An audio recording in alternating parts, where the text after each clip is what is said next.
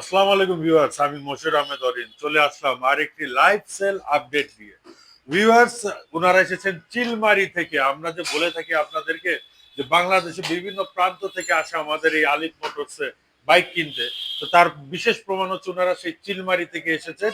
এসে কোন বাইকটা নিয়ে যাচ্ছেন দেখতেই পাচ্ছেন, ইয়ামাহা R15M ইন্ডিয়ান ভেরিয়েন্টের আইকন পারফরমেন্সের কার্বন ফাইবার এডিশন, যেটা ইন্ডিয়ান বাইকের মধ্যে বর্তমানে বাংলাদেশের মধ্যে সবচাইতে দামি বাইক এবং সবচাইতে আকর্ষণীয় বাইক সেটা।